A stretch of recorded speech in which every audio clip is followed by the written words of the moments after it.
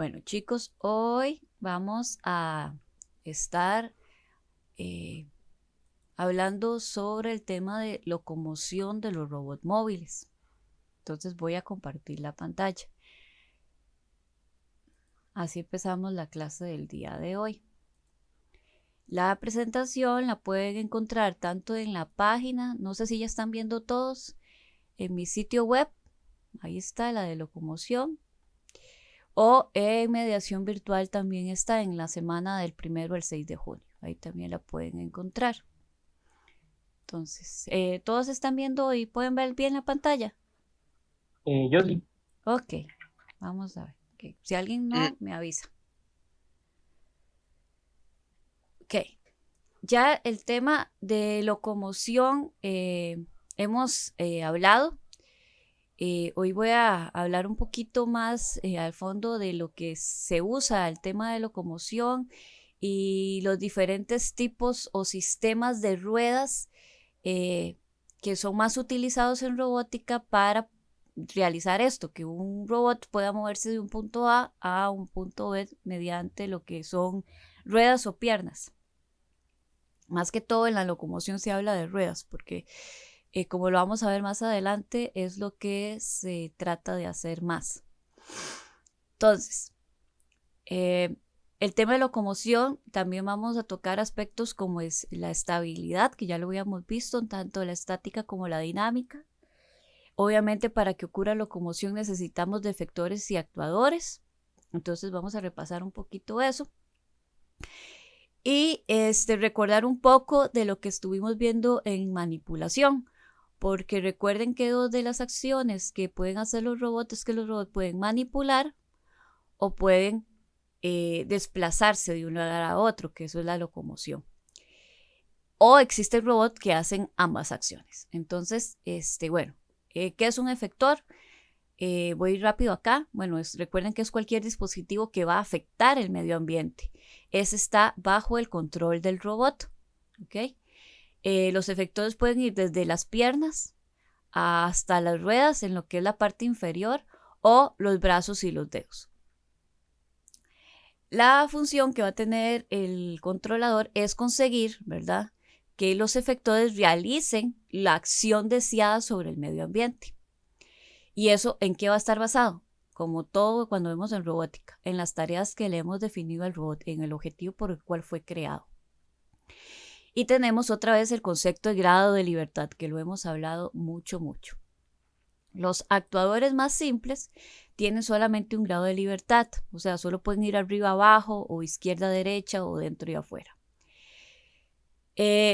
Nosotros tenemos que determinar como desarrolladores cuando hacemos un robot, a la hora de diseñar un robot, los grados de libertad que queremos que tengan. ¿Y cómo decidimos eso? Va a ir asociado realmente con las tareas que el robot va a tener que ser capaz de hacer. ¿Ok? Recordemos que en general un cuerpo libre tiene 6 grados de libertad, que son 3 de traslación, X, Y, Z, y 3 de orientación o rotación, que es el giro, la inclinación y el guiño. El roll, el pitch y el yang. Estos 6 grados de libertad ya los hablamos mucho cuando hablamos sobre cinemática, ¿verdad? Y todo lo que es la manipulación. Ok, para cada grado de libertad que nosotros queramos que el robot controle, vamos a tener que tener un controlador y a este controlador va a estar ligado programación. ¿Okay?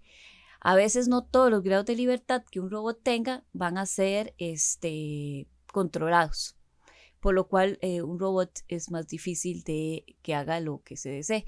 Yo cuando ya habíamos hablado sobre esto les había dado el ejemplo de los automóviles, ¿verdad? Que tiene 3 grados de libertad, que es la posición X y Y y la orientación Z, pero realmente solo 2 están controlados. Entonces es por eso que es súper difícil parquear en paralelo. Yo lo odio, ¿ok? Entonces esta es una de las razones de hecho. Okay. Ya habíamos visto estos dos términos también al inicio, que es holonómico, que es no holonómico. Holonómico se refiere que cuando los grados de libertad que son controlados es igual al número total de grados de libertad que el robot posee. Y no holonómico significa que la cantidad de grados de libertad que son controlados es menor al número total de grados de libertad del robot. Y en algunas literaturas se encuentra que cuando el número de grados de libertad controlados es mayor que el número total de los que existen en un robot, se le llama redundante. Obviamente esto no existe. ¿Cómo voy a controlar yo más grados de libertad si un robot no llega ni... O sea, ¿cómo voy a controlar 10 si el robot apenas solo tiene 5? A eso se refiere. Entonces esto por eso en la literatura se da, pero es ilógico. Entonces, aquí recordamos que los efectores se usan para locomoción y manipulación. La locomoción, que es el tema que estamos viendo acá, es mover un robot en un entorno de un punto A a un punto B. Y la manipulación, que la vimos unas semanas atrás, es poder manipular objetos, mover objetos que están alrededor del robot. Entonces, de acuerdo a esto, tenemos la robótica móvil, que se da la locomoción, y la robótica del manipulador, que ya la vimos, por la manipulación. Entonces, en la locomoción, como en la manipulación, existen tipos de efectores y actuadores que nos van a permitir realizar esta tarea. ¿Ok? ¿Cuáles son categorías que podemos encontrar? Bueno, piernas para caminar, gatear, trepar, saltar, brincar, ruedas para moverse, los brazos que nos ayudan a balancearnos, a gatear, a trepar y aletas para nadar, entre otros. Esto ya lo habíamos visto al inicio del semestre. ¿Cuáles son las ventajas de tener ruedas y desventajas contra de tener piernas? ¿Verdad? Entonces, bueno, las ruedas es que la mecánica es simple y fácil de construir. Tiene capacidad de cargar gran volumen de lo que son de peso.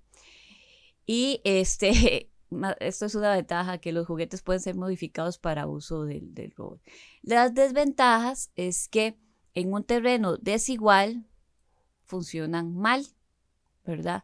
También, si hay altura de algún objeto que se quiere llegar a alcanzar, el radio de las ruedas va a afectar. Entonces, esta desventaja, pues de ahí la solución es tener una rueda grande, pero no siempre es la solución. El sistema de bandas son como las orugas, como los tanques de guerra, por aquello.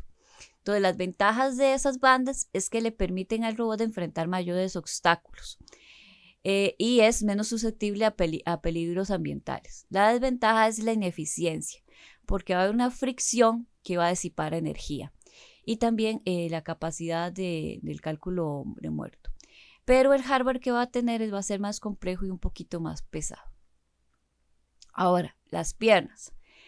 La ventaja más grande que tiene el uso de piernas es que supera los problemas de cualquier terreno. Puede andar en cualquier tipo de ambiente. No importa si hay rocas, si hay que agarrar obstáculos, etc. O sea, tener piernas le da esa ventaja de llegar a cualquier tipo de lugar. La desventaja es que si le da la oruga, el sistema de bandas tiene un hardware complejo y complicado, el de las piernas es aún mayor. ¿Okay? Cada pierna, por ejemplo, tiene que tener al menos 2 motores. Depende, ¿verdad?, de la longitud de la pierna. Y también que el mecanismo de caminar es muy complejo. Entonces, ¿qué elegimos? Bueno, la mayoría de los animales, ustedes ven, utilizan patas. ¿Ok? Aunque este es un problema robótico muy difícil, se trata de hacer cuando se está desarrollando un robot, creándolo y decidiendo cómo va a moverse de un lugar a otro, se compara con el uso de ruedas y el ambiente y las tareas que va a tener que realizar para tomar esta decisión. Recordemos que también tiene que pensar en la estabilidad de dicho robot, ¿verdad? Tanto tener estabilidad estática como dinámica. Entonces, estas razones tienen que estar jugando de peso para tomar la decisión si lo hacemos mediante patas o si lo hacemos mediante ruedas o oruga. Recuerden que la estabilidad estática es que yo pueda mantener el peso de mi cuerpo, mi centro de gravedad, ¿verdad?, estando quieto, sin caernos. Recuerden que esta habilidad nosotros la aprendemos. ¿ok? Como seres humanos nosotros la aprendemos. Por eso cuando un bebé se está comenzando a parar, él tiene que agarrarse de objetos, porque ahí está aprendiendo a cómo poder controlar su centro de gravedad, cómo controlar todo su peso en un punto, que en el centro de gravedad de nosotros, al ser de dos piernas, tiene que ser una línea recta. ¿Cómo hacer esa dinámica? ¿Ok? Entonces, cuando decidimos la opción de patas, la idea es que entre más patas vamos a tener mayor estabilidad, pero también está la desventaja que entre más patas vamos a tener mayor control y eso también se vuelve complejo. ¿Ok?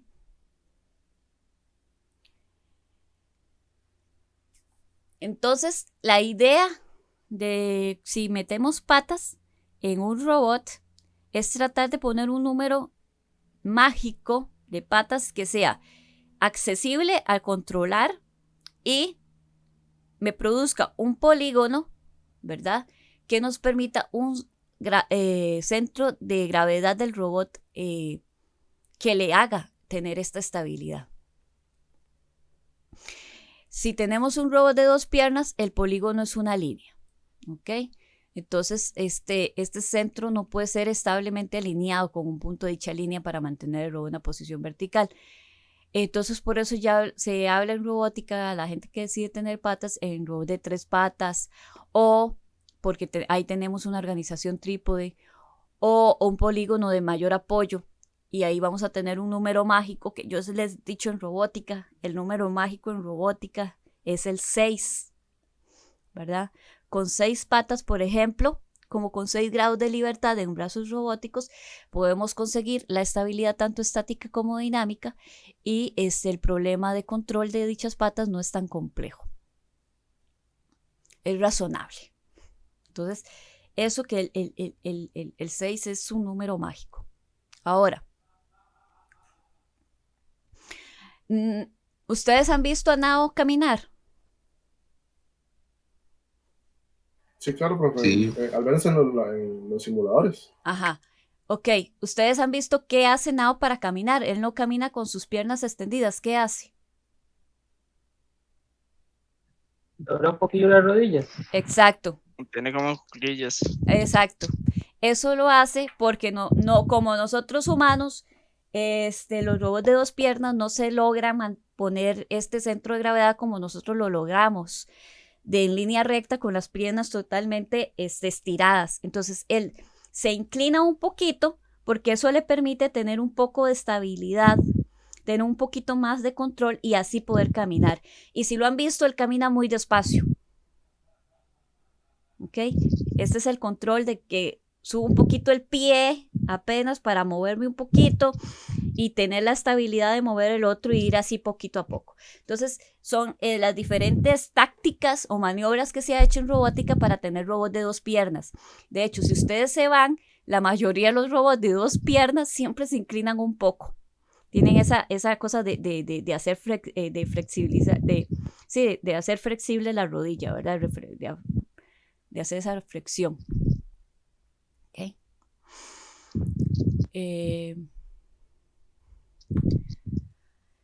Que ahí vamos a todo esto de que qué pasa cuando un robot que está estáticamente estable levanta una pierna y trata de moverse, ¿verdad? Son preguntas que se ven.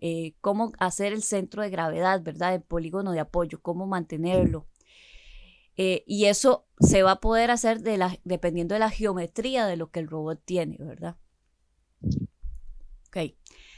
Como les dije, uno cuando hay robótica, si quiere tener patas para andar en todo terreno, trata de tener muchas patitas.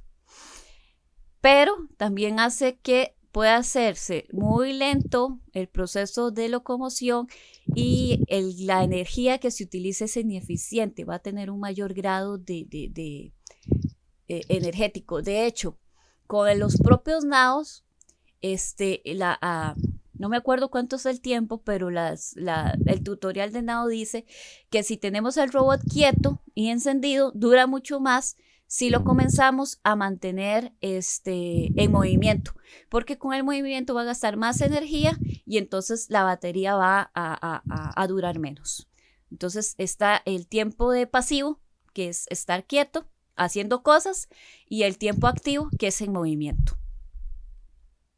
Ahora, la marcha. Este es el patrón de caminar, ¿verdad? Recuerden que nosotros sí tenemos que viene ligado a lo que es la estabilidad dinámica. Nosotros sí nacemos, ya trae nuestro hardware, ¿verdad? La estabilidad dinámica. Eso sí lo logramos. Cómo mantener nuestro cuerpo en movimiento, el peso, cómo mantener ese centro de gravedad en movimiento. El que aprendemos es estar quietos. Entonces, hay gente que decide en robótica hacer marcha estática de manera de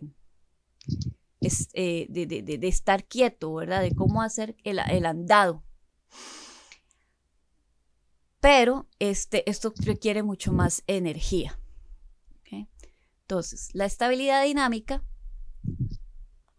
ya lo sabemos, nos permite ser estables mientras se mueve. Por ejemplo, saltar en una sola pierna, saltar de un lugar a otro, moverse, ¿ok? El problema de permanecer en un pie, que es el problema del equilibrio del péndulo inverso. Entonces, los tipos de marchas tienen patrones dinámicamente estables para caminar, las cuales pueden ser rápidos o un caminado estático estable. Aquí también vamos con el número mágico, ¿verdad? Como les dije, 6 patas es el número más popular en robótica, es el número mágico que se puede dar en robótica. Nos hace tener una marcha muy estable, mejor porque la marcha es trípode. ¿Qué significa esto? Creo que más adelante tengo un dibujito. Así, aquí está, este dibujito que está acá. Vean que se le dice que vas a tener una marcha trípode porque 3 piernitas son las que le dan la estabilidad de mantener el centro de gravedad, ¿verdad? Y las otras 3, estas 3 que van a formar este triángulo acá, van a moverse. Luego, esas 3 se quedan quietas y las 3 que antes mantenían la estabilidad se mueven y así va. Por eso este número es mágico, ¿ok? Porque nos ayuda a mantenernos muy bien, mantener la estabilidad estática. Cuando se tienen más patas, el tipo de marcha que se utiliza es la ondulación, como la de los 100 pies, que parecen que las patitas van como girando, que ondulan. Entonces, así se pueden ver en la marcha de ondulación, que son los insectos que tienen más de 6 patas, ¿verdad? Como los 100 pies. Y este tipo de marcha se trata de replicar en lo que son los robots que tienen muchas patitas. Uh-huh. Entonces ese tipo de ondulación parecen como olas de mar. Entonces mientras una ola está creciendo, la otra está haciendo la estabilidad y viceversa, así va. Entonces es bastante bonito. Voy a ver si encuentro Snake. No, esa es este es otro tipo de ondulación para moverse. Vamos a ver acá si la ponen en agua.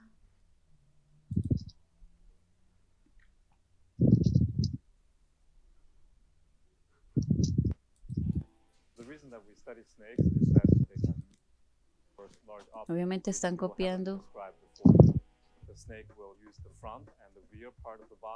Analizando, vean el cuerpo cómo se mueve.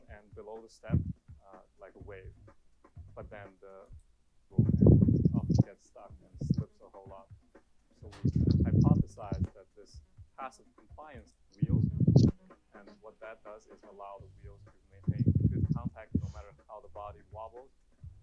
We found that when we do that, our robots have better performance compared to most previous snake robots. It's able to traverse large steps at very high probability.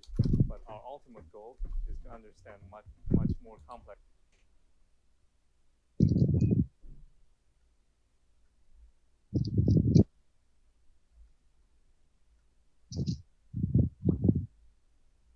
Vamos a ver.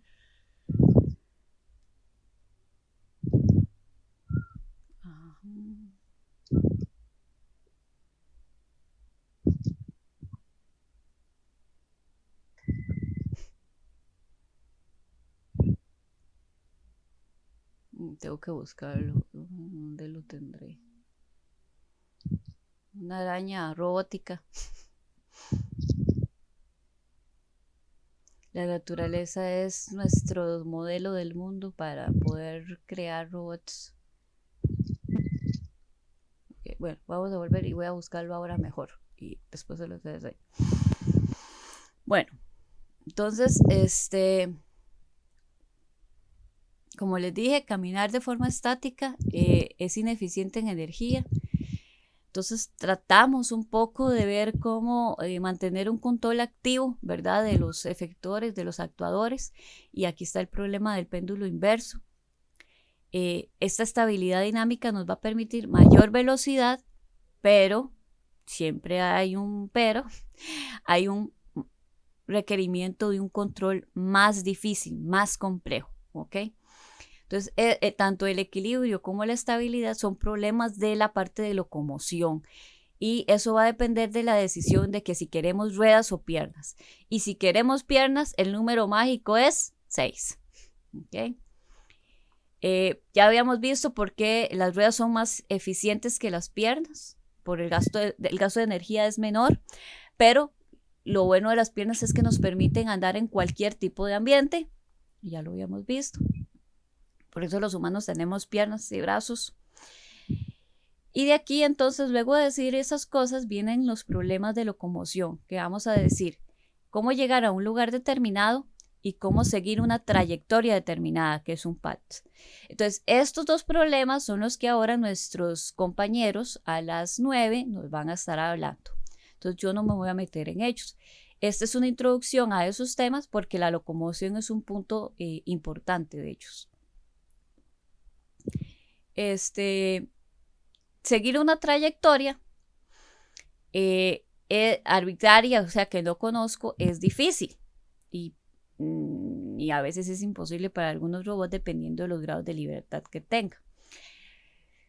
Para otros, tal vez con una velocidad discontinua de cómo detenga, se gire, luego ir de nuevo, decida su camino, etcétera, lo pueda llegar a lograr. Entonces, esto es una gran área en la robótica tradicional, que es la planificación de trayectorias, ¿verdad? Que va ligado a lo que es el cálculo y planeamiento. Entonces, aquí viene la planificación. Que ¿para qué es la planificación? Para que el robot haga cálculos óptimos de rutas. ¿Okay? ¿Cuál es la ruta que mejor o la mejor ruta que debo de hacer para ir del punto A al punto B? Esta planificación de trayectorias computacionalmente es compleja, ¿verdad? Es pensar en una arquitectura deliberativa en donde tengo que ver todas las posibilidades y elegir la mejor de acuerdo a las medidas de desempeño que yo tengo. ¿Qué tenemos que tomar en cuenta? La geometría del robot, eso es importantísimo, y el mecanismo de dirección.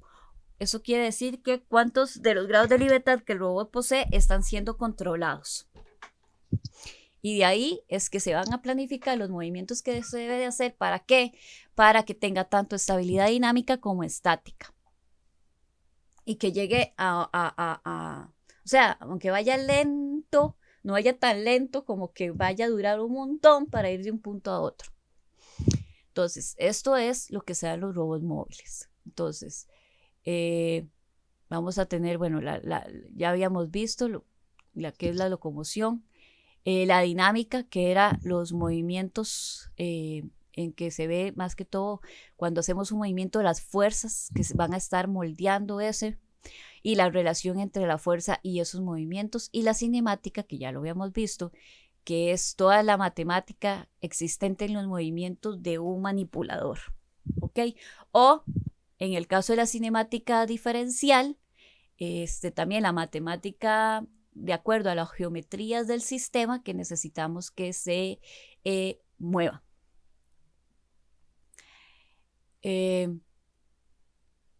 Luego tenemos en locomoción, en robótica móvil, lo que es la rueda del balanceo idealizada. Esta es más que todo para que no se produzca deslizamiento en la dirección ortogonal, o sea, que no se deslice. También evitar el deslizamiento entre la rueda y el suelo. Y esa como la que nos dé la dirección hacia dónde debe de moverse de acuerdo a su posición perpendicular al suelo. Algunos parámetros que vamos a tener de las ruedas que vamos a poner, bueno, el radio, la velocidad lineal de la rueda, el W es la velocidad angular de la rueda y el zeta, que es la velocidad de dirección. Entonces, así tenemos tipos de ruedas. Esta que es que va a un eje en el robot, que son las que hemos visto en cinemática diferencial. Esta que aparte de girar, también esto se mueve, ¿verdad? En 360. Esto también es como muy parecida a esta que está acá, pero la posición de la rueda es diferente. Eso es más que todo lo que nos va a permitir y las que todo el mundo quisiera en su robot, pero son sumamente costosas y complejas también de control, que son las ruedas unidireccionales, que para cualquier lado que yo quiera, esta rueda se va a mover. Entonces, por ejemplo, las que son así, que están en un eje, ¿verdad? Compartiendo un eje, el movimiento va a ser suave, sí hay riesgo de deslizamiento, y siempre de este tipo, de que tienen dos ruedas que están siendo controladas, que la cinemática diferencial más simple que habíamos visto, va a tener una tercera rueda. Recuerden que esta rueda es simplemente para darle equilibrio, estabilidad, es solamente está para eso. Alguna gente le pone una y otra gente le pone dos, tanto aquí al frente como atrás del robot. Es simplemente para el balance. Y estas ruedas, si no se acuerdan, se llaman las ruedas locas. Luego están las orugas, los Caterpillar, que el movimiento de línea recta es más exacto, casi no tiene problemas de deslizamiento, pero a veces el modelado es un poquito complicado de convertir, más que todo al dar giros a veces se complica un poquito. Y las subdiccionarias, como les dije, que todo el mundo quiere, este tipo de ruedas, el movimiento es libre, en cualquier posición que el robot se quiera mover, las ruedas lo van a hacer. La estructura es compleja y el marco se dice que puede ser su punto débil de un robot que tenga ruedas subdireccionales. Podemos tener diferentes formas de alinear las ruedas que van a hacer o cuáles van a tener el control. Por ejemplo, que está acá primero es el control de Ackermann, es el que se utiliza, o la cinemática de Ackermann, que es la que se utiliza en los automóviles que tenemos para manejar. Esta que es la cinemática diferencial más simple, ¿verdad? La que utilizamos, que hace unos días vimos, que son nada más dos ruedas que están unidas por un eje, el cual está perpendicular al suelo, y obviamente va a tener las ruedas locas de soporte, simplemente.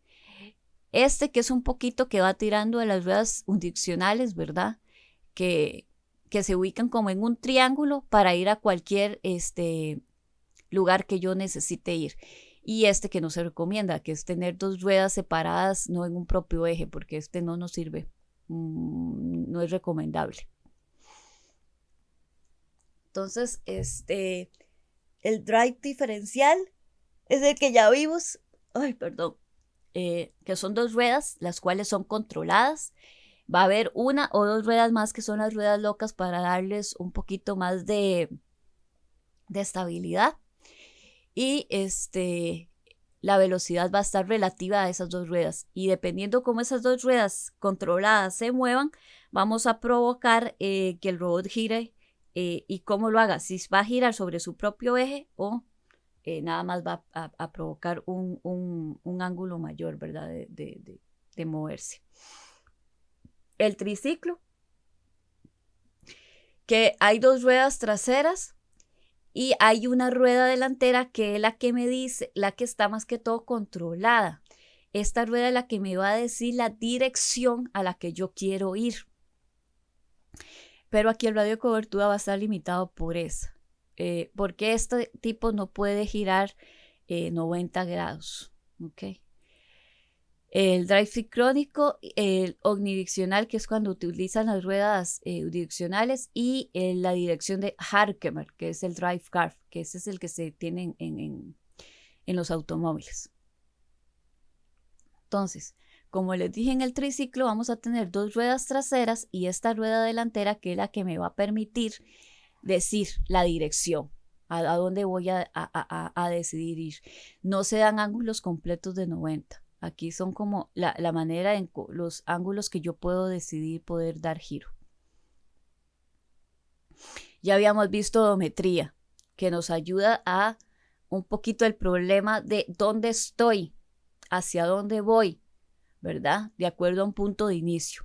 Entonces, pero recordemos que son sensibles al error y por eso se da aquel algoritmo que estuvimos viendo. El drive diferencial ya también lo habíamos visto. Nuestras 2 ruedas controladas y una rueda loca nada más para dar estabilidad. Si yo en el drive diferencial, ese es el triciclo. En el drive diferencial, dejo una quieta y muevo la otra, voy a provocar un giro mayor. Pero si yo hago que la rueda una vaya hacia atrás y la otra vaya hacia adelante, provoco que gire sobre su propio eje. El drive sincrónico, que viene con las ruedas,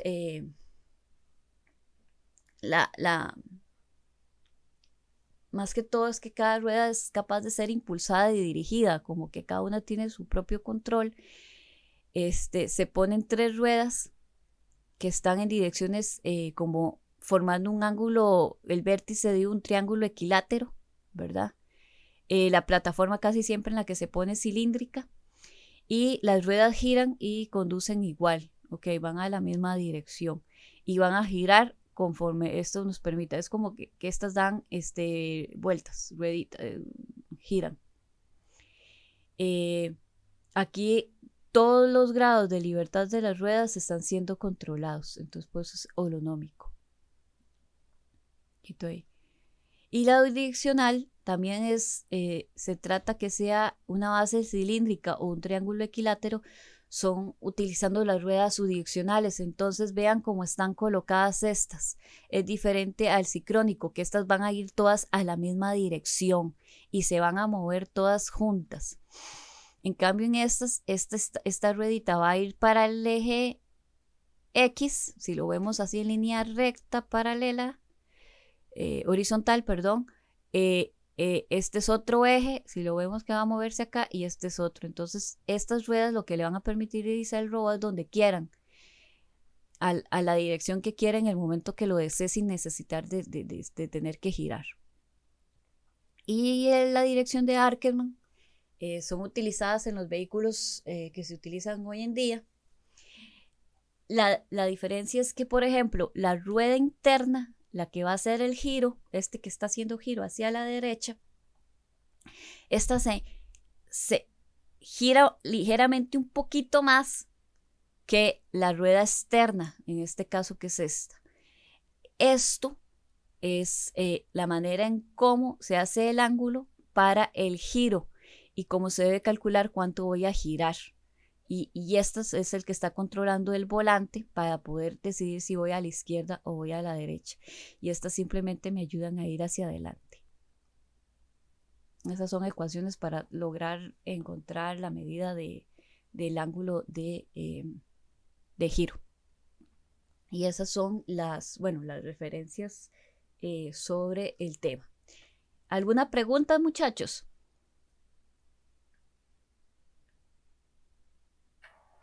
No, profe. De momento no. Eso es para que sepan un poco, ¿verdad? Los tipos de locomoción que se utilizan. Y de acuerdo a ellos, depende más que todo del objetivo y las tareas que queremos llegar a realizar con nuestro robot que tenga robótica móvil. Entonces, bueno, ese sería el tema del día de hoy. Entonces nos vamos a descansar un ratito y a las 9 en punto nos conectamos para que los compañeros, las 2 parejas de hoy, expongan sobre los temas respectivos. Pueden ver si paso diapositiva, ¿sí? Muy raro. Ok, Sí, perfecto. sí se ve. No. Bueno, entonces, buenos días compañeros. Vamos a iniciar Ismael Gutiérrez y yo, Luis Antonio Valverde, con el tema de localización y planeación de trayectorias. A manera introductoria, cabe decir que a la hora de diseñar un sistema robótico capaz de moverse en un entorno, creo que la clave de esta introducción es la parte de moverse. El problema se puede dividir en dos, que sería identificar su entorno y su posición en ese entorno, o en otras palabras, localizarse a sí mismo dentro de un ambiente. Y el segundo problema sería determinar el conjunto de pasos a seguir para trasladarse de su localización actual hacia el punto de destino. O bien dicho, en otras palabras, sería planear su trayectoria. En cuanto a localización, se define como la ubicación de un objeto en un espacio y un momento dados. Por supuesto, el espacio-tiempo aquí es importante. Las técnicas de localización ayudan a resolver la pregunta principalmente de en dónde estoy o en dónde me encuentro en este momento.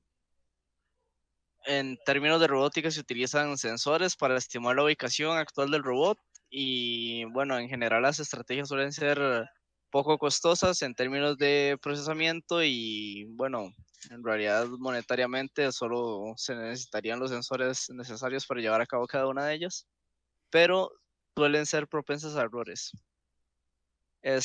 Tenemos dos tipos de localización fundamentalmente, lo que sería la localización activa, que es cuando el robot busca activamente en su entorno para encontrar puntos de referencia, es decir, que él es consciente de que está realizando la acción en ese instante, se está enfocando en saber en dónde está.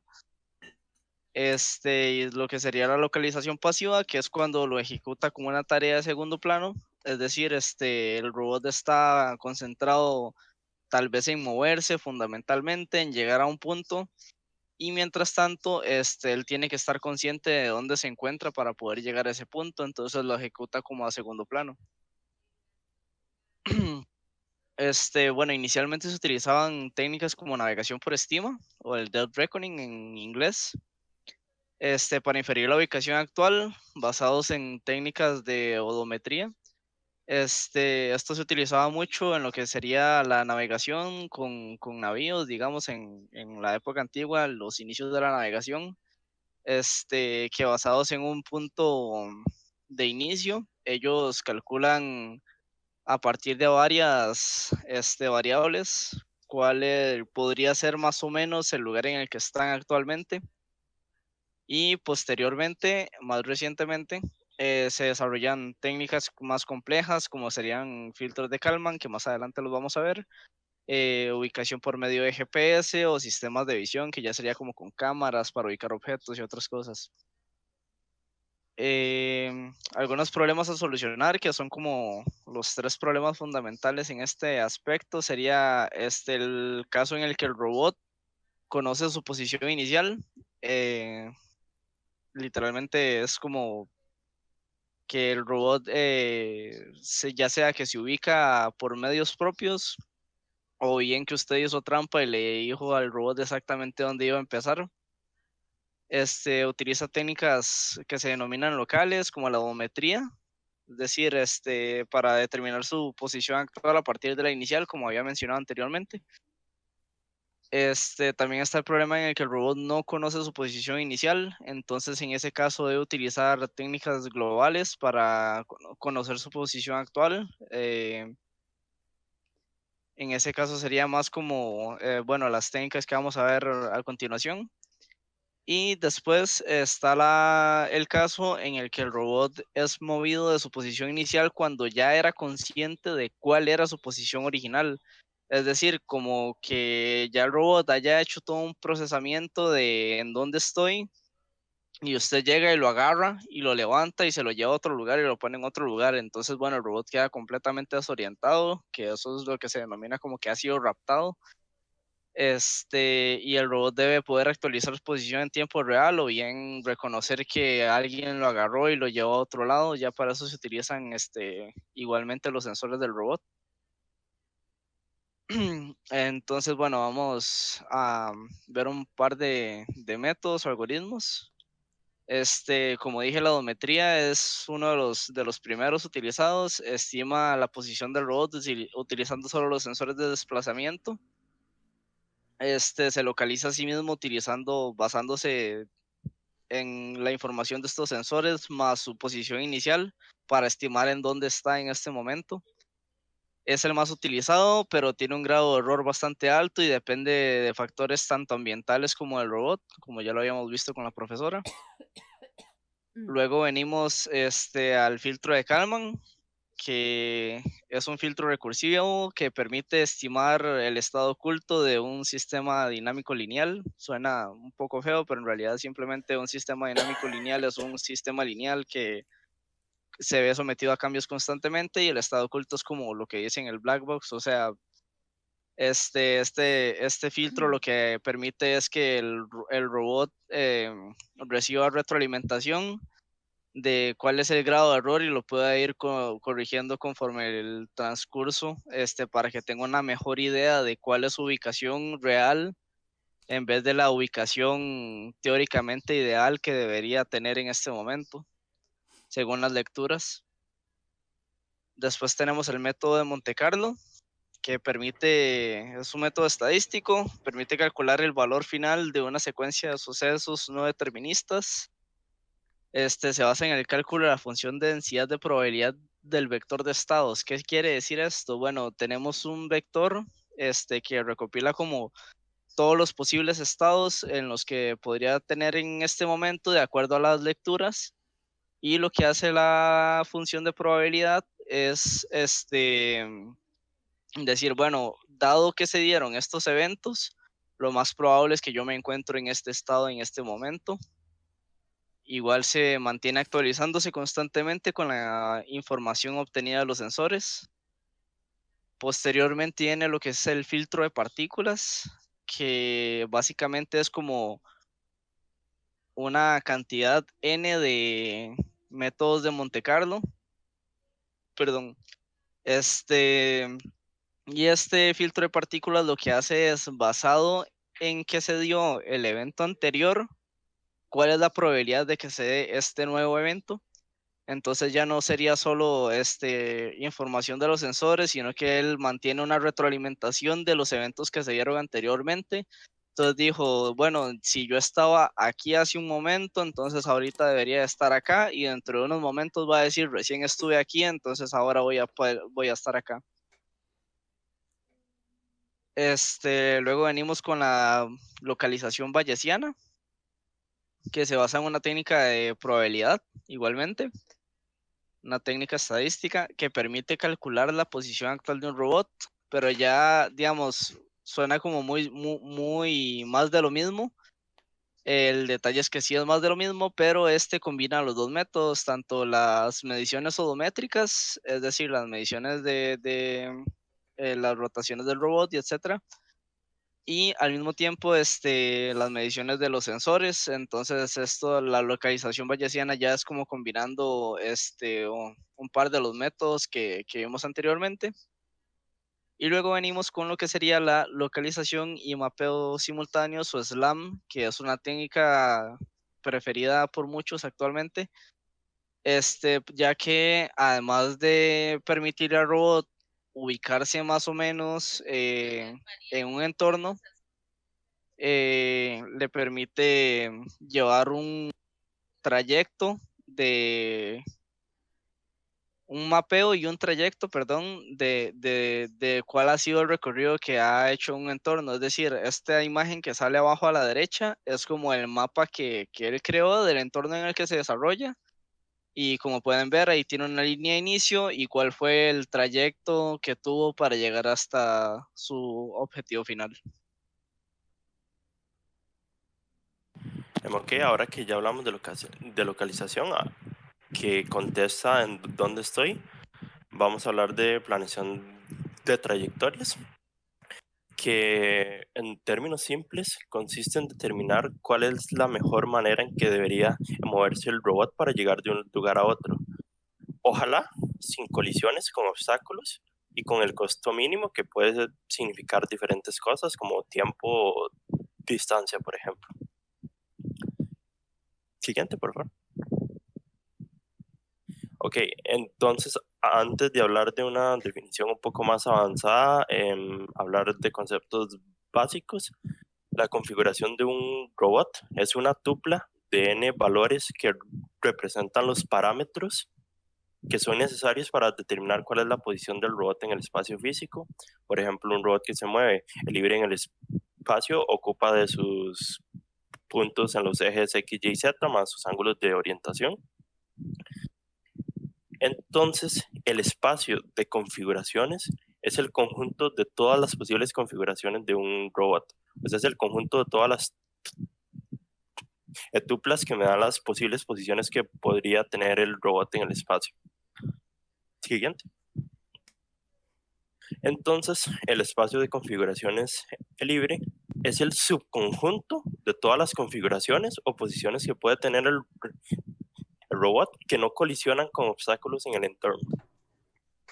Y el espacio de trabajo es el subconjunto del espacio por el que el robot se mueve. Ahí en las imágenes que ven, la de la izquierda representa el espacio de trabajo, que es como el espacio real, por así decirlo, por el que se mueve el robot, mientras que el de la derecha es el espacio de configuraciones.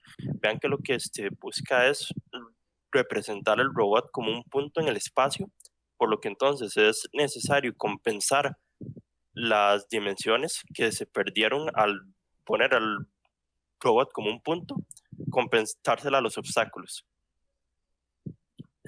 Siguiente. Ok, entonces, dado esto, la definición avanzada es que da una configuración inicial y una final, es decir, la posición en donde inicia el robot y la final, es encontrar una secuencia de configuraciones desde la inicial hasta la final. Y esta secuencia de configuraciones entonces es determinada por los obstáculos que hay en el ambiente o en el espacio de trabajo, por la geometría del robot y por sus capacidades de movimiento. Ok, entonces algunos métodos de planeación de trayectorias. Está, por ejemplo, los mapas de Miro, que lo que consisten en que se parte de un mapa o representación de alta fidelidad del entorno. Entonces, a partir de este es que se crea el espacio de configuraciones. Entonces, el espacio libre se busca seccionar el espacio libre en polígonos. Y estos son una región segura en donde se puede mover el robot. Entonces, a partir de estos polígonos se conectan sus puntos medios de los bordes para formar un grafo no dirigido. Entonces, el planificar una trayectoria se reduce a elegir cuál es la mejor serie de polígonos a través de los cuales se pasar o cuál es el orden de los vértices que se forman del grafo que yo debo escoger. Siguiente. Ok, ¿cuáles son algunos inconvenientes de esta técnica? Que generar polígonos es computacionalmente complejo y para generar los polígonos se usan artefactos del mapa en vez de cosas que pueda sensar el robot. Entonces, cuando el robot está pasando por lo que serían, digamos, los puntos medios de los polígonos, el robot no conoce su ubicación a menos que cuente con localización precisa, porque no hay nada real que el robot pueda sensar para saber en dónde está. Y tampoco está claro cómo se reparan estos diagramas si el robot encuentra diferencias entre el mapa y el mundo real. Otro método es el de las cuadrículas regulares, que es más que todo hacer una partición del entorno mediante una cuadrícula bidimensional.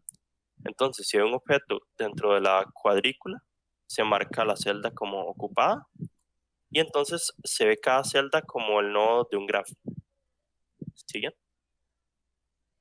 Pero lo que sucede con este método es que hay un cierto sesgo de digitalización porque si un objeto cae en la más mínima porción de una celda, aunque no sea cierto que la ocupa toda, igual hay que marcarla toda como ocupada. Entonces se desperdicia espacio.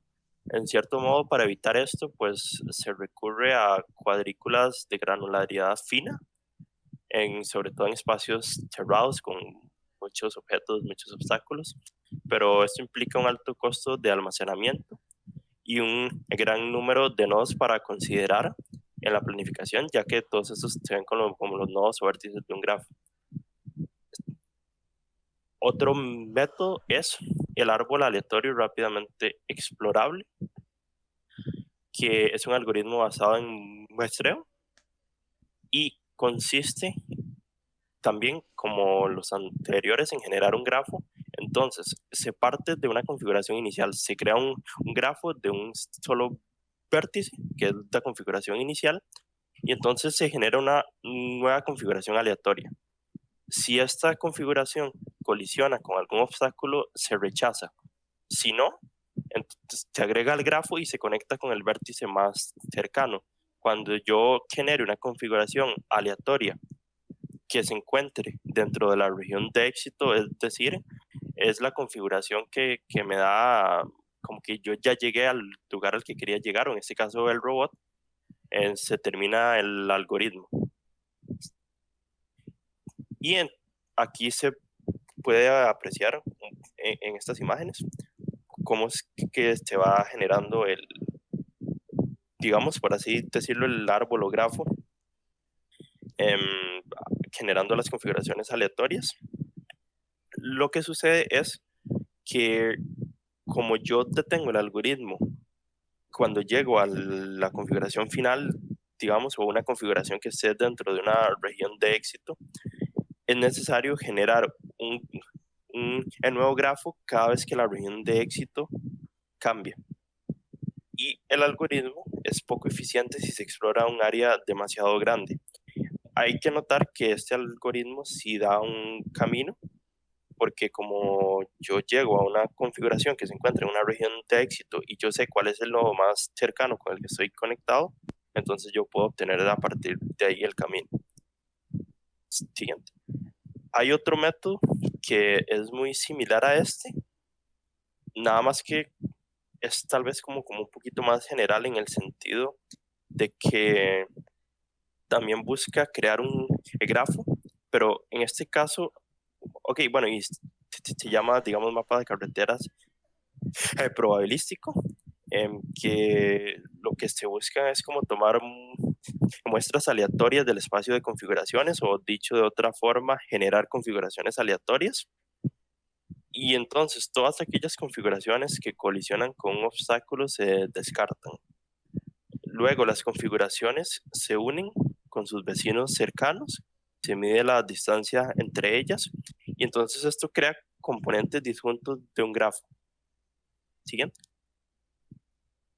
Y entonces lo que se busca es intentar unir estos componentes disjuntos agregando más configuraciones y más conexiones hasta que el grafo resultante sea lo suficientemente denso. O sea, en general lo que se busca es como crear un grafo que abarque como todo el espacio de configuraciones, que sea lo suficientemente denso como para que yo pueda llegar casi que a cualquier lugar. Y ya una vez que yo genere ese grafo que ya se considera lo suficientemente denso, entonces se conectan a él la configuración inicial y la final. Y esto como es un método general y yo solo creo este grafo, es necesario al final utilizar algún algoritmo de búsqueda de grafos para obtener el camino. Y entonces aquí, bueno, se podía ver en ese GIF, en atrás, cómo se iban generando configuraciones aleatorias, se iban conectando y se iba formando un grafo denso que cubría, digamos, la mayor parte del espacio de configuraciones. Ahora sí, el siguiente. Ok, y entonces todo esto son métodos que se utilizan para planificadores basados en grafos, porque ya vimos que muchas representaciones del espacio de configuraciones se pueden convertir en grafos y es posible entonces encontrar un camino entre el nodo inicial y final con un algoritmo de búsqueda de grafos, por ejemplo, el algoritmo de Dijkstra, y esto es algo muy conocido por las ciencias de la computación. Entonces es algo ya bastante sencillo de resolver una vez que ya se puede obtener un grafo. También están lo que son los planificadores basados en Wavefront, que se ajustan bien a las representaciones en cuadrícula del espacio de configuraciones. Estos consisten de forma básica en que se toma el espacio de configuraciones como un material conductor con calor que irradia desde el nodo inicial hacia el final. Entonces, si hay un camino del nodo inicial al final, el calor eventualmente se esparce y llega a la meta. Esta tiene una interesante representación de los terrenos, porque un obstáculo modelado, o se puede modelar un obstáculo con conductividad cero, que es decir, el calor o el robot no puede pasar por ahí. El espacio libre de conductividad infinita, pero lo que tiene más que todo interesante es que los terrenos recorribles, pero no deseables, se pueden modelar con conductividades bajas. Es decir, que si hay un terreno que dice se puede recorrer, pero no queremos que lo haga porque es tal vez muy incómodo o peligroso o lo que sea, se puede modelar con conductividades bajas para que el robot intente pasar por terrenos más deseables, y si no hay, entonces que eventualmente entonces pase por ahí, pero como último recurso. ¿Sí? Y entonces aquí se puede ver una imagen que corresponde a esto, que se ve como se tiene un puntito en una cuadrícula que es el nodo inicial, y se ve como, digamos, el calor va irradiando a lo largo de la cuadrícula, que es decir, que se va como buscando un camino. ¿Sí? En cuanto a este método, me pareció particularmente interesante porque este método está basado en lo que sería el magnetismo. Es una idea tomada del magnetismo natural. Básicamente sobre los obstáculos, se crea un, un campo, digamos, de magnético, por así decirlo, un campo de repulsión que aleja del obstáculo al objeto principal, que en este caso sería el robot, y lo que sería la meta posee un campo de conducción de atracción. Entonces, la idea de esto es que el robot, dentro de su mapeo, tiene los obstáculos como un camino por el cual no puede recorrer porque el campo magnético que tiene dentro de su, digamos, simulación, lo repele, y al mismo tiempo busca como el camino más corto rodeando sus obstáculos, porque aplica la idea del magnetismo, que entre más esté abierto esté el campo magnético, menos atracción tiene. Entonces él siempre busca como el camino en el que está siendo repelido, pero con mayor atracción. Entonces, busca como el camino más corto rodeando los objetos para llegar a la meta. Me pareció bastante interesante. Aquí tal vez me gustaría mencionar que eso último que dice que es necesario implementar estrategias para evitar que el robot se quede atrapado en un mínimo local, es que el robot, por la suma de fuerzas, puede ser que se quede atrapado en un solo lugar y no se mueva, y realmente no ha llegado a la meta todavía. Entonces hay que implementar técnicas para evitar que eso pase. Claro, gracias, compañero. Sí, se puede dar el hecho de que si la fuerza de repulsión y la fuerza de atracción son equivalentes, el robot se quede simplemente en un stand-by ahí, donde se cruzan esas fuerzas.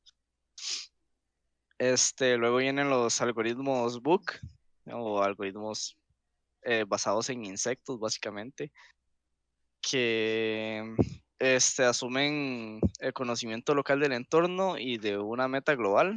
Es decir, Ellos sensan el entorno, básicamente con contacto, y lo que hacen es seguir el camino que le presentan los obstáculos hasta lograr llegar a la meta.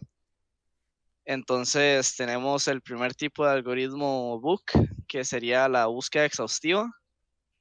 Se basa en 3 pasos principales. El primer paso sería dirigirse a la meta, que eso es como su objetivo permanente. En el momento en el que se encuentra un obstáculo, rodea por completo el obstáculo hasta volver al punto inicial, y en ese momento recordar en qué punto fue en el que más se acercó a la meta, y después por el camino más cercano a ese punto retornar a él nuevamente y dirigirse nuevamente hacia la meta. Ahí en la imagen de la derecha podemos ver cómo se encuentra con el primer obstáculo, que es un rectángulo. El punto inicial es el punto rojo. Él da una vuelta alrededor del obstáculo hasta el punto en el que empezó. Ahí se da cuenta de que el punto azul que se ve arriba del rectángulo es el lugar que estuvo más cercano a la meta. Y entonces se devuelve y se encuentra, bueno, se dirige nuevamente hacia el punto verde, que eso siempre busca como tratar de trazar una línea recta. Se encuentra con un nuevo obstáculo, que es el que tiene en forma de L invertida. Rodea todo el obstáculo. Cuando llega al punto de inicio otra vez, se devuelve y ahí sí hace una línea recta hasta la meta. Como pueden ver, esto es sumamente ineficiente. Bastante. Luego tenemos el algoritmo ávido. Igualmente busca dirigirse a la meta en línea recta, pero esta vez sí mantiene como la idea de que es solo una línea la que tiene que seguir. Entonces, donde se encuentra con el obstáculo, lo rodea. En el momento en el que vuelve a la línea recta, o sea, vuelve a hacer contacto con la línea M, vuelve a tomar esa línea hasta que se encuentra con el otro obstáculo, nuevamente lo rodea, y donde hace contacto con la línea M nuevamente, ahí hace la línea recta hacia el punto.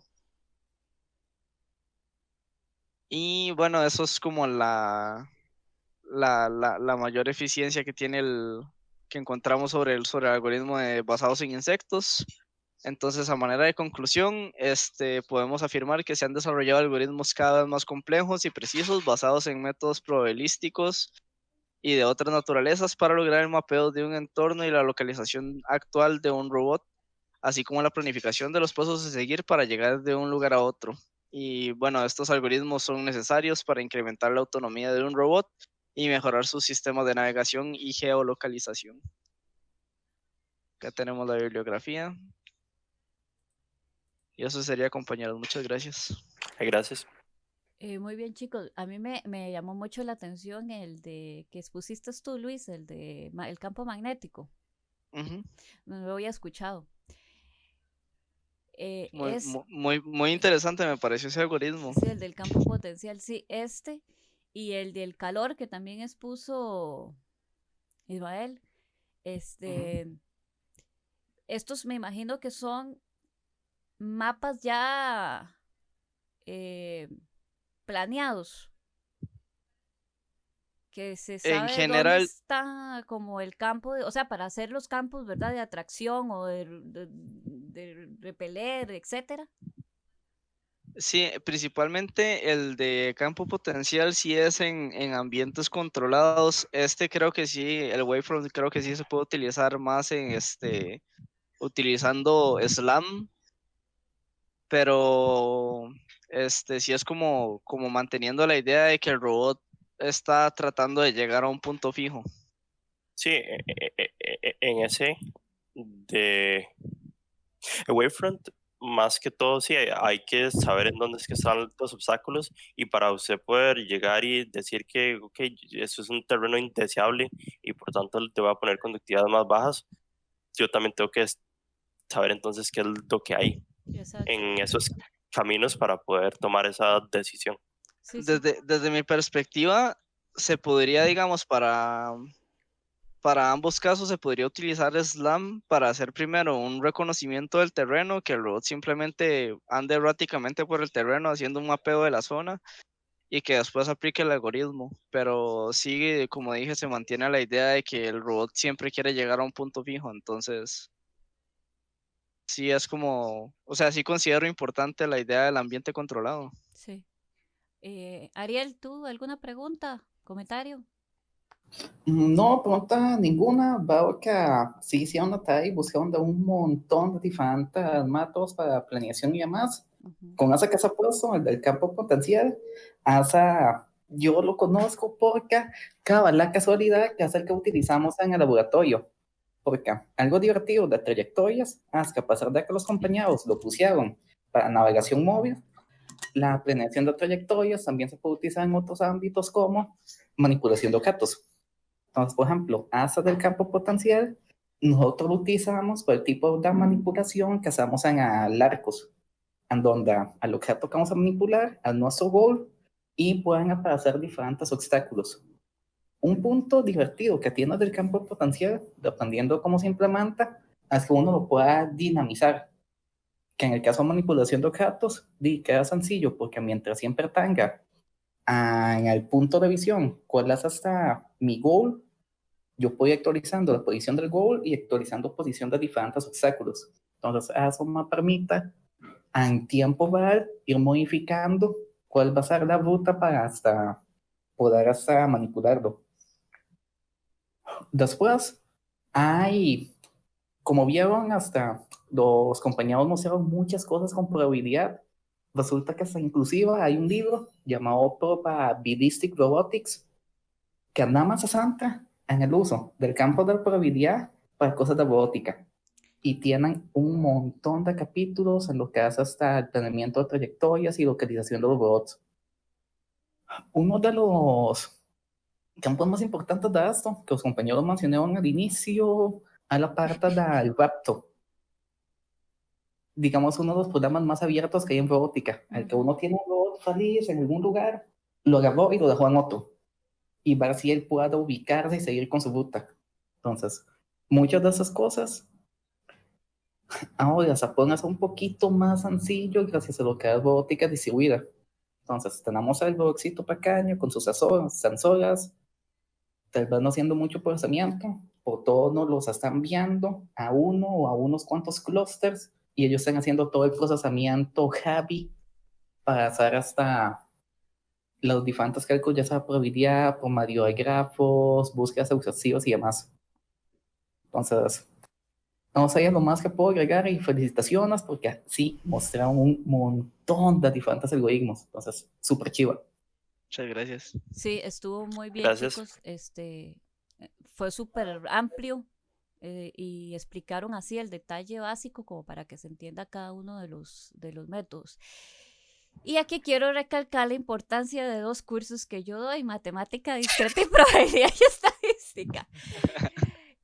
Como los que fueron mis alumnos de mate discreta, porque yo les dije que amo los grafos, ya ven, porque los grafos sirven en todo. Son maravillosos. Entonces, de que por qué esos cursos se les dan a ustedes, tienen una razón, porque lo van a usar en cosas como en estos campos. Y como bien lo dijo Ariel, existe un libro que solo habla de todo el campo de probabilidad, cómo se utiliza en robótica debido a esta importancia, como en las cadenas de Markov, ¿verdad? Y las bayesianas que se utilizan tanto. Muy bien, chicos, los felicito y seguimos entonces con el siguiente grupo. Cristian y Gabriel, ¿ustedes comparten? Profe.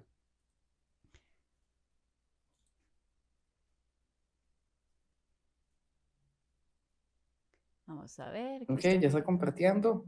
Sí. Y hasta, como dijo Crisia, sí, los cursos de probabilidad y todo eso son muy útiles. Y grafos es una maravilla. Es lo único que tengo que decir. Gran parte de la tesis de maestría son grafos por todo lado. Yo voy a ser feliz leyendo eso. Ay, vamos a ver qué tan feliz va a ser cuando muchos de los grafos están hasta bastante grounded en cosas de neurociencia y psicología, pero... No importa. Bueno, entonces Cristian y Gabriel nos van a exponer sobre Slam. Ya Luis y Ismael nos hablaron un poquito de ello, pero ellos van a profundizar un poco más. Adelante, chicos. Buenos días.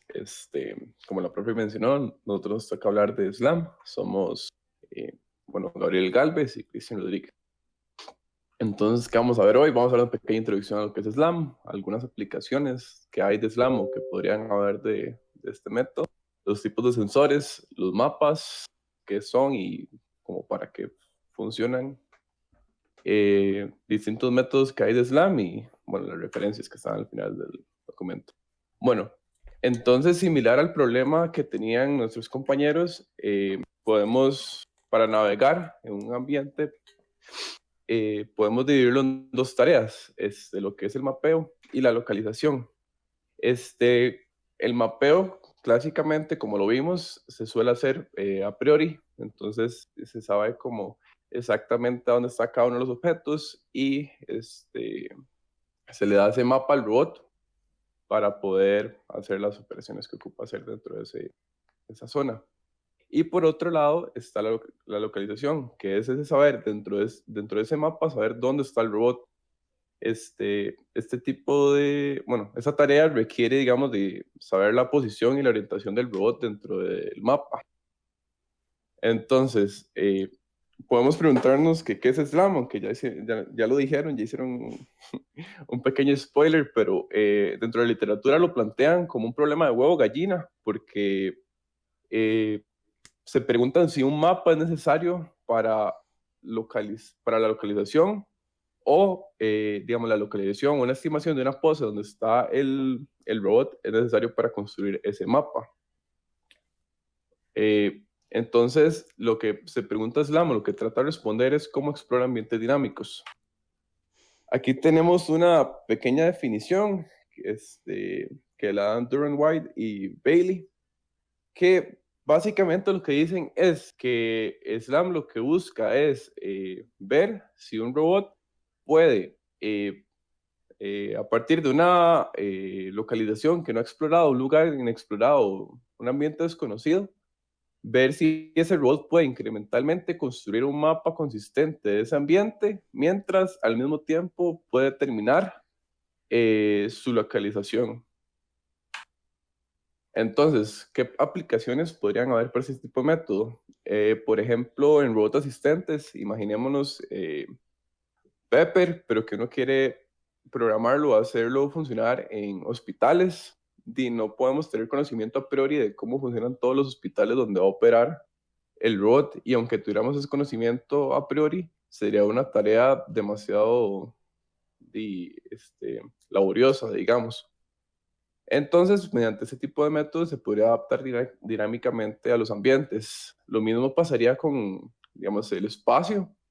No tenemos mapas claros de cómo funciona, de cómo es, digamos, los distintos relieves y los distintos ambientes que hay en el espacio. Entonces pueden funcionar para este tipo de lugares.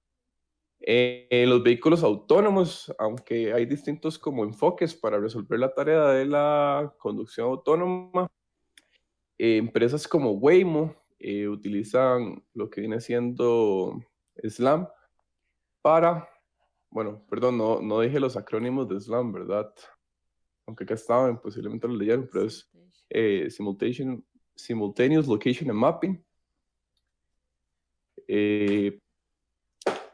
Volviendo a lo que estaba, en vehículos autónomos, por ejemplo, lo utilizan con cámaras, pueden ver, digamos, la perspectiva de la cámara es nada más, digamos, lo que está viendo es el lente, pero por ejemplo, con otros métodos que vamos a ver más adelante, es como los LiDARs, que es este pequeño sensor que está arriba, el sistema logra ver más allá de lo que está dentro del rango de esa cámara.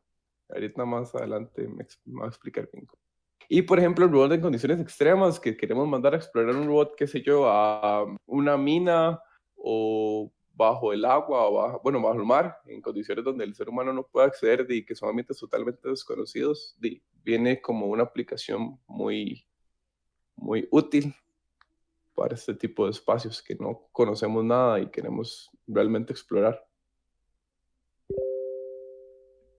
Ok, bueno, SLAM puede usar distintos sensores para la parte del mapeo.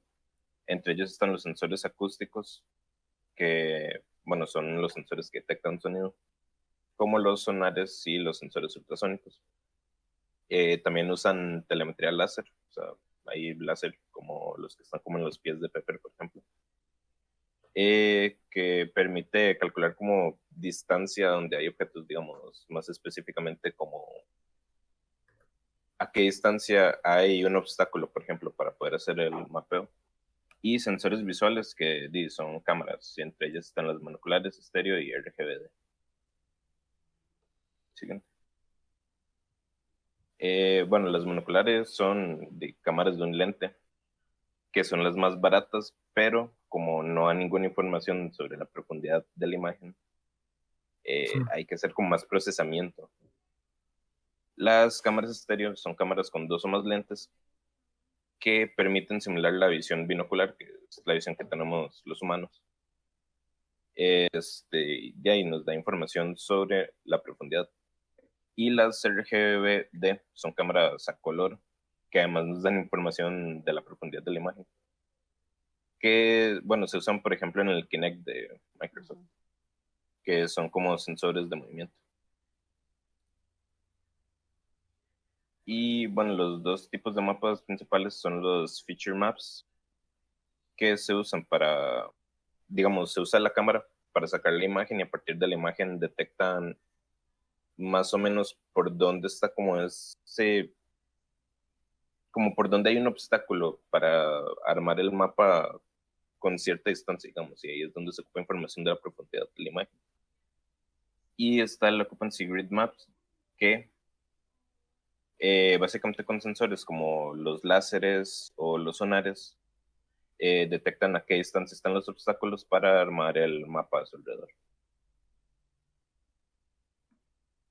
Entonces, ahora vamos a hablar de los métodos de SLAM y esta pequeña clasificación que encontramos en un artículo que hacía una revisión sistemática, digamos, de los distintos métodos que habían al año 2019. Entonces, primero tenemos lo que son los métodos clásicos. Los compañeros anteriormente nos hablaron de los filtros de Kalman. Sin embargo, para este método también se utilizan, pero se utilizan los filtros de Kalman extendidos, que la principal diferencia es que funcionan con sistemas no lineales. Básicamente tratan de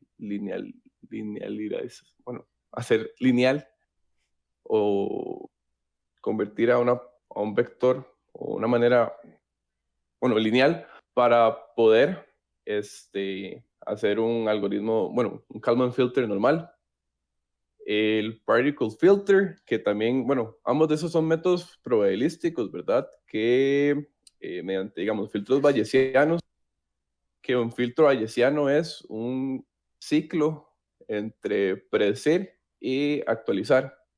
Entonces, digamos, en un sistema dinámico, dado el estado actual, que es un vector que busca representar el estado actual del sistema y el robot, el del robot lo consigue mediante los sensores.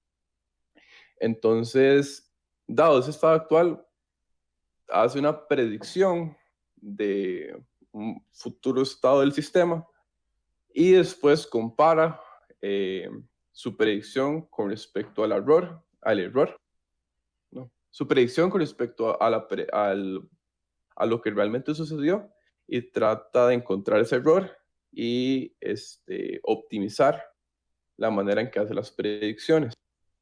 Después los filtros de partícula, como mencionó Luis de la exposición anterior, en sistemas, en cadenas de Markov, que son observables, controlables, con un tiempo discreto, se puede a partir, no solo usar la información que yo predije, sino también usar información de estados pasados, de acciones pasadas que yo tomé en el sistema. Por otro lado, tenemos los basados en gráficos, que lo que busca es construir un grafo en el que los nodos representan las poses del robot, que básicamente durante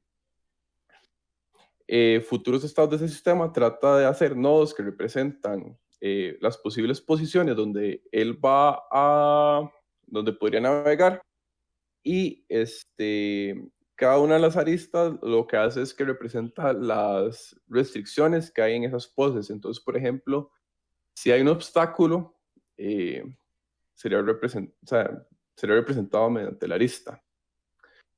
Después tenemos los métodos que se llaman basados en LiDAR, que son estos sensores, ignoremos esta marca, pero son estos sensores que básicamente lo que tiran emiten pulsos de luz o rayos láser que rebotan, entre comillas, en los objetos.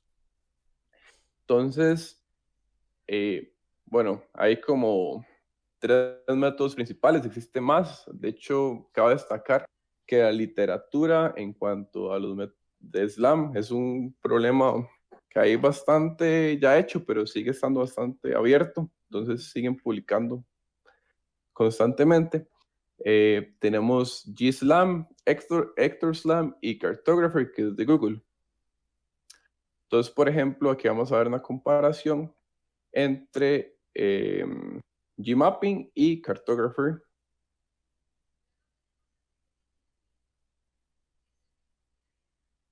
Vemos que, por ejemplo, Gmapping es un algoritmo bastante, un poco más lento que el de...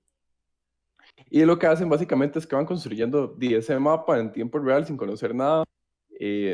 Va tirando pulsos de luz y, bueno, esos rayos y que van rebotando contra las paredes o los objetos y logran construir ese tipo de mapa. Este tipo de aplicaciones es bastante útil, por ejemplo, en vehículos de conducción autónoma, porque imaginemos que solo tienen una cámara o 2 cámaras con las que uno puede ver la calle o, digamos, como el carril. Se cuesta explicarlo así sin que lo puedan visualizar, pero que quieran ver el carril y que esté en una intersección. Por ejemplo, aquí en Costa Rica existe el problema que hay intersecciones que el alto está muchísimo más atrás de donde uno puede ver. Entonces hay que sacar la trompa del carro, digamos, para poderse fijar si vienen carros o no. Con los sensores de LiDAR, logran construir un mapa mucho más grande que el que logran construir con las cámaras, de cosas que necesariamente no están dentro del rango de visión de la cámara. Entonces, ahora esto nos da el paso a los otros sistemas que tenemos, que son los sistemas monoculares, que mediante una cámara tratan de representar toda la información del entorno. Dentro de estos tenemos métodos, bueno, estos son los métodos principales, por decirlo así, pero reitero, hay mucho en la literatura y no nos pusimos a explicar cada uno de los métodos porque algunos tenían ciertas similitudes, pero en general varían bastante como los enfoques que le hacen. Muchos utilizan métodos de aprendizaje profundo, porque digamos que las cámaras se han ido abaratando y todo, bueno, a partir como el 2010, 2012, y ahora con estos redes neuronales y todo, se ha buscado mucho resolver el problema mediante este tipo de métodos. Entonces tenemos, por ejemplo, Parallel Tracking and Mapping, Semi-Direct Visual Odometry. Bueno, no los voy a leer todos. Perdón. Aquí hay un ejemplo de un sistema monocular. Bueno, es un dron que en una oficina trata de construir en tiempo real el mapa. Un detalle importante de las cámaras monoculares es que, como son solo un lente, no es como el ojo humano, que puede estimar mejor la profundidad. Entonces, más adelante vamos a ver que con un sistema estéreo, capturar mucho más información del entorno y hacer mapas tridimensionales más realistas con más información. Por ejemplo, esos son algunos de los métodos. Van a ver que, por ejemplo, Stereo Parallel Tracking and Mapping y OrbsLAN también estaban en la filmación anterior de los sistemas monoculares. Sin embargo, hay implementaciones que en vez de usar una cámara, usan las dos para mayor información y suelen ser sistemas más precisos, pero pierden un poco la eficiencia porque la dimensionalidad de la entrada del problema crece significativamente. Entonces, por ejemplo, vamos a ver un ejemplo de SETFU que vemos que es un mapa mucho más realista, en el que, por ejemplo, ya hay texturas y las estimaciones de profundidad no son tan escuetas como en el otro lado, que digamos que el sistema se confundía y trazaba nada más como rayas en cosas que no podía estimar. Aquí vemos que estima, digamos, con éxito la profundidad, y conforme se va acercando, se va actualizando. ¿Qué más les iba a comentar? Bueno, es importante destacar que esto todo está pasando en tiempo real, y esto es gracias, digamos, a que el poder computacional, principalmente de hardware acelerado como las GPU, nos ha ayudado a hacer todo este tipo de cosas. Entonces tenemos ahora las conclusiones.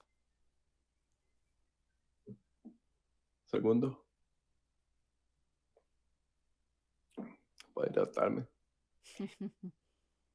SLAM, vimos que SLAM nos permite resolver la tarea de la localización y el mapeado de manera simultánea, que esto nos permite adaptarnos a ambientes muy dinámicos, cosa que los métodos, por ejemplo, ahorita el que vimos de los compañeros, sirve muy bien para métodos controlados, pero sí, la mayoría de aplicaciones comerciales de los robots suelen ser en ambientes dinámicos. Y por otro lado, los métodos que han con mayor auge en la literatura son los que utilizan algún tipo de visión, porque el costo de las cámaras es bajo y, como les mencionaba anteriormente, la capacidad computacional ha aumentado. Entonces permite aplicar técnicas de aprendizaje profundo, por ejemplo, para resolver los problemas.